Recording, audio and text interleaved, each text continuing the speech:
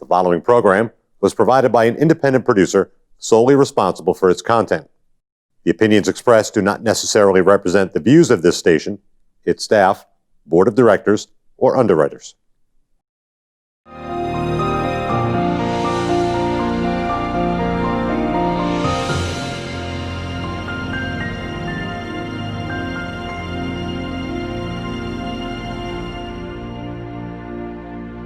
Hello, and help me welcome Ed Decatur, who's running for representative now in Ward 6. How did you decide to go for the legislature? Well, it's kind of a long story. Years ago when Kevin Scully first ran for state representative, I live in a house with a very visible front lawn. People love to put signs up there. And he came by and asked me if he could put a sign on my front lawn as he ran for state rep for the first time. And I said, the answer would be a quick yes, but I want to know what you stand for. I don't want to put, Joe Biden sign up there. I want to know what you stand for. And we sat down over a cup of coffee. He told me everything he believes in, what he wanted to do. I said, go put it up. I'm with you. Okay. And so after just, I think it's August of this year, he called me and asked me if I wanted to run. Good. I said, that's not a decision I can make off the top of my head. I said, let me pray about it, talk to people whose opinions I trust, my wife being one of them, and we'll see what. And I decided, yes, I want to give it a shot. Good. So his values are mine. Yeah, he'll show you the way up there. He was first year. It was a great year for him. And so he knows all the people up there, and he knows how to work with the Senate. So yeah. Good. That's one thing I think you'll enjoy. I don't know if you're interested in any particular committee, but they ask you for 3 picks, and you probably get none of those 3. Okay. But he might be able to talk to the chairman of the committee and to get you on, because they have the say, really. The Speaker of the House signs everything, and then if you get it, fortunately got on a committee called Public Works, which I really liked. It was very good. I thought it was probably one of the best operated committees there. Not too many pieces of legislation, but the ones you get are big. The 10-year road plan, the capital expenditures. So that's all. And then a lot of little things like naming a bridge or something like that. Okay, that sounds, So you get to meet it, but you get to have other committees too that you have to work with. Wow. The thing I'm really interested in is getting to familiarize myself with the process. I've been a political junkie since I was 8 years old. I met General Eisenhower. I met Richard Nixon in Lowell in 1952. And when my dad woke me up the day after the election of 52 and told me that Eisenhower lost, I started to cry. He goes, I'm only kidding, he won. And I've been interested in politics ever since then, and I've never been involved on a personal level like I am now, but I'm curious to get up there and find out how it works and become a part of it, get on a good committee or any committee, and maybe have a voice in how things are done. I asked the person for their support. He goes, I got to pay? I said, I hope that my being a state representative doesn't cost you one dime. As a matter of fact, I want you to save money because you voted for me and I'm up there working for you. Good. So that's really my interest in all this. I want to help people. It's going to be a problem with all these virus-related closings and stuff like that, and loss of income. So I guess the estimate is somewhere between $500,000 and $1 billion. I mean, $500 million and $1 billion. So we've done it before, though.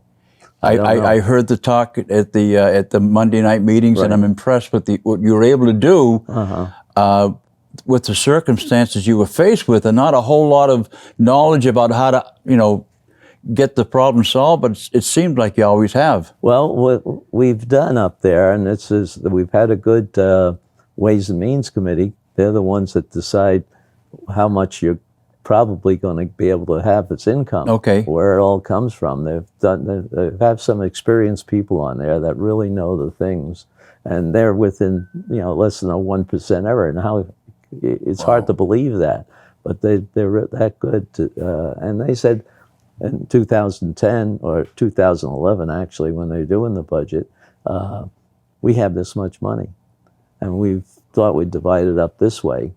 If one of you wasn't satisfied talking to the committees, then you got to find it from some other committee because that's all we're going to spend. And they did a real good job. They found other sources of income, or actually did a very good job in reducing the cost of running the administration, which was, which is something good, because I think most of us like to have a small and effective government. Correct. Not a large bureaucratic government. Yeah, and I think the voters like to see that you're trying to cut costs. Don't diminish the level of service, but do the same service at a lower cost. I think that's what they seem to resonate with more than making it bigger and bloating it up, and everybody gets a raise, and they make it the same service, but they get the tax bill, and it's quite a shock. Well, I think you have a wonderful opportunity, and I hope. How is it going so far? It's going well. I've knocked on a lot of doors. I've got a lot of signs. I've got to go put some signs up this evening, and I'm excited about it. Good. And I'm learning a lot. I've when you do something brand new, you're bound to make mistakes. I've made a few, and if I get a chance to do this again, I'm going to correct those and go on and go forward. But I'm excited about this. I really am. Good, because it is to get into the whole movement. Everybody seems to think that, hey, we'll lick this and we'll get back on our feet. And that's the attitude you should have. A little bit more of a, one of belief that things get better. Yeah, I'm an optimist. My cup is never half empty. It's always half full, and I'm all for going on. And when I go knock on doors, I try to assure people, I'm not knocking on your door. I'm not trying to cause you grief. I want to make your life better. Okay. And I'm a member of a website on the internet where people relay their problems, and I kind of look at this and I respond to some of them. A lot of it's lost and found things, but some people have genuine concerns, and I try to be a voice of reason to show them where maybe it is the way it is, and maybe there's a way they can work through the problem. So I want to be a reasonable voice to solve people's real problems. Well, you'll hear a lot of people with problems up there, depending on which committee you're on. Okay. Some get more than others. But you'll see different things that you've never expected before. I'm sure. One of the things that happened in 2011 that I got involved in was finding out how many of the small people were overwhelmed with the bureaucracy that they have. I think sometimes the administration thinks just too big, or the people that are doing it. And the small people who, 5, 10 people in the company, they're not able to respond to some of the requirements that they have, and they shouldn't have been imposed upon them. For small companies, you should give them a little bit more, room to function. And we did that, and it worked well. There was a warning before somebody got a fine for some error that they made, Okay. So things like that made things operate a little bit more effectively. And I'm sure that whatever you get into, you'll find something in every different department. Well, I'm looking forward to seeing how the system actually works, and learning as I go. But I think going in there, with very little knowledge about how the system runs is probably going to be an advantage, because you can look at things with a different set of eyes, and somebody who's been there for years and years. And sometimes the novice is the one that comes up, hey, why not do it this way? And they go, we never tried that before. Let's give it a shot. And it works. That's right. So I'm looking forward to getting involved in situations, but my goal is to make people's lives better and more livable, especially now that we're dealing with the pandemic. Right. And you'll get good training too. I mean, they give you a day or two of training of how everything functions. Okay, I'm excited about that. Okay, because for one thing, as a representative, you really don't have any office. You have a committee room and a drawer for anything you want to store in this file cabinet. But that's about it. And because there are 400 of you, and there's probably 22 or 23 committees that they're running around. And so then I think a lot of things you'll learn by listening and following people who have been up there. And as Kevin, I think, would be an excellent teacher. And as coming from the same ward, I think you'd be able to communicate very easily or even commute together or something like that, because I know we've done things like that. I remember when I joined the Army back in 1967, I went up to my grandparents' homes and said goodbye to them. I was leaving for the Army the next day, and my grandfather on my mom's side poured me a half a shot of whiskey and said, "You're a man now here." And he said, "I want you to remember one thing when you go in the Army. Keep your eyes and your ears open and keep your big mouth shut." He said, "You'll do a lot better." And the times that I got in trouble were the times that I opened my big mouth at the wrong time to the wrong person. So I learned a good lesson way back then. And I'm going to be a listener. I'm going to be one that watches what's going on. And if asked, sure, give an opinion if there's one to be given. But some people like to speak to hear themselves speak. And sometimes it's best to know when not to speak. Right. That's true. But you do want to find out what the concerns are people have for proposed legislation. Yeah. And the legislation, they have about a dozen lawyers up there that if you were to want to write a bill, a legislative bill, they'll help you write it. You know, you come in, you have an idea, I'd like to see this tax go away. Okay. That's one that Kevin did that I didn't think as a freshman he had a chance of doing. And he pulled it off. He pulled it off. Yeah, quite impressive. So he did a real good job, and didn't have any help. Excuse me. What was I going to say now? Anyway, they help you write the legislation. You get a chance to review it, and it should be your language, or you get people to help you with the language. Because sometimes the lawyers don't quite understand what you really want to accomplish. So you sit with them and you talk about it, and you get a chance to go through it, and then you go run through the committee, and the committee talks about it, and you listen to people who are pro or con on the issue. But they have a number of people there too that will do research for you. Like if you wanted to look into the history of the current legislation, they can go back and they can look at it, or if they want to compare it to what they do in Vermont or Maine or Massachusetts, they'll give you similar laws in those states. So they got a lot of help up there. Yeah, that's good to know. Yeah, and there's when you get into the financial part of it, we got a whole staff of people that do all the financing and stuff. So they can find out histories of expenses, histories of different costs in running different areas. So there's enough there to make you function fairly well. Wow. So there's a lot of help, and you'll learn with the Republicans have a good caucus up there. The House Republican caucus is well known as a conservative caucus, and there's a lot of people that will work with you that from different areas of New Hampshire. That's good to know. Yeah, that's good to know. So you'll get a lot of help, and it's the people up there. Sometimes you get to know even your opposition too. I mean, when I was up there, we didn't have any.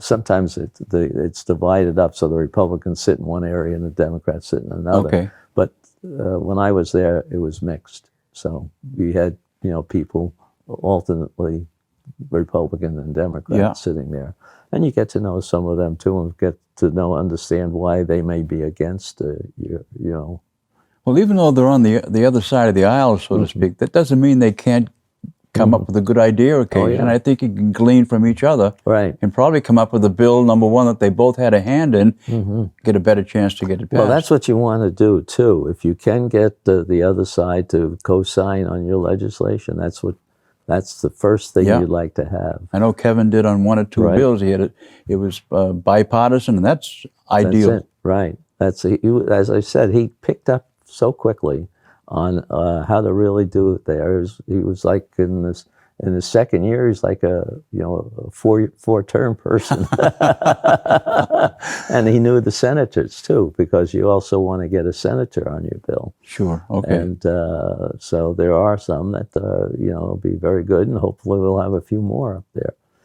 Kevin Avard is one that is from Nashua, so he's one senator. He's not in your area, but Mary Kay, who's good, is running for that position. I don't see if she wins, she'll be a good assistant. Wow. Too. So they divided Nashua into 6 wards for one senator and 3 for another. So, okay. So it's a little bit different. But I'm looking forward to meeting these folks and getting to work with them. I think when you're working together, you get a lot more done. Oh yeah, yeah. And that's what you find out in these caucuses that usually meet before the sessions start, and they talk about a lot of bills, and they come out with you'll see a recommendation from them.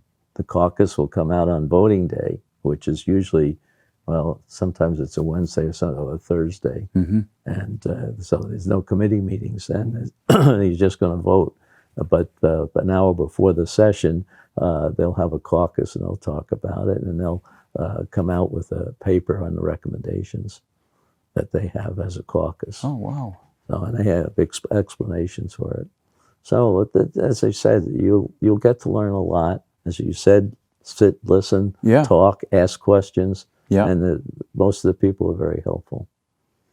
Wow, that's good. So, I'm excited about learning all this. Yeah. Do you have any particular thought of which committee you want to be on? Well, I went to Bentley College for a couple of years before I went in the service. I've got a background, finance. I've had jobs I was a junior accountant for a company in Boston for a few years, and I worked in communications. I worked as a dispatcher for the Mass State Police for 18 years. I've had a lot of various jobs. I drove a tractor trailer for about 12 years. So probably I could fit into any committee. Yeah. I've got, I read a lot. I've got a lot of knowledge about a lot of different things. I'm just looking forward to getting up there and sharing with what I know with somebody else, and maybe gleaning what they know. And it makes you more effective, I think, in a position like that.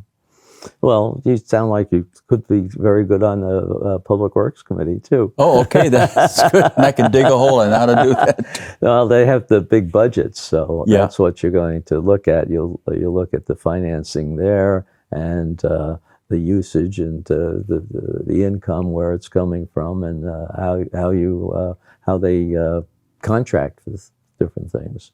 Wow. So you know that's something from maybe your background. But anything you get, I mean, they have a Commerce Committee which deals into all sorts of laws on the things that are sold and made in New Hampshire. You have Fish and Game, if you from that end of it, looking at all the different parks and the legalities of fishing and shooting and whatever. And you have the Judicial Committee, and there's a whole list. Kevin, I'm sure, can go through. He's been very active, I know, on the Republican caucus there. So he would, he'd be a person just to listen to. Yeah, sure. Because he can help you out a lot. How's the campaigning going? You said you've been going around talking to people. Talking to people, knocking on doors, and I know a lot of people, they use lists of mainly Republicans who tend to vote. Right now at this stage, I don't have time to go through a list. I just like to take a street and talk to anybody. Good. And if they're Democrats, I want to give them a reason why I think a Republican would do a better job. And I don't tear anybody down. I've got strong opinions about local and state federal politicians, but I don't get involved in that. This is a country where you can make your own decisions, vote for whomever you want. I just want to go and show them why I think I would be a good choice for them. And some agree, some don't agree, but that's fine. Well, that's good too, because there's a lot of independents, A lot of independents, and, indeed. You don't know which way they want to go, and they, some of them do go one way or the other alternately. And I found that was the area that I was most value to get elected, because those are the ones that, if you can convince them to switch over to, switch to your side, that made it go over the. Yeah, it's like getting 2 votes. That's right. I try to encourage the people to vote. That's my number one concern. Nothing bothers me more. I know what my family went through during World War II and in the Vietnam War, what they went through to protect my right to get up and go and vote. And I just, it galls me sometimes when people have an attitude that they don't feel like they have to do it, they'll let the other guy do it. Voting is a right. We should exercise that right. So many people shed a lot of blood that we can do this. And I think they should vote. And I had a cousin out in Colorado. He said, "You're not going to like who I voted for in the primary." I said, "Everett, to me, it doesn't matter who you voted for." I said, "The fact that you honored your mom and dad's service in World War II and get up and voted," I said, "that blesses me as much as, anything." I said, "By the way, who'd you vote for?" But no, he got up and voted, and he brought people with him that weren't going to vote, and they needed a ride if they were going to vote, and he took them to the polls. That was good. I'd like to hear that. Yeah. Well, how does the voters? What do you think about the voters this year? I mean, it must be confusing to some of them. Well, the thing that I've found, people have never seen the country in the condition that it is in today. That's the thing that astounds. My wife and I were talking about this morning, that we've never seen it like this. I've never in my whole life seen a time when the country seemed to be in such disarray. I mean, you turn the TV on, they're rioting in Seattle and Portland, Oregon, and spreading to different cities. And I understand people have concerns about the way things are being done, but you don't solve those concerns by picking up an axe and breaking somebody's front window or burning a cruiser. You vote.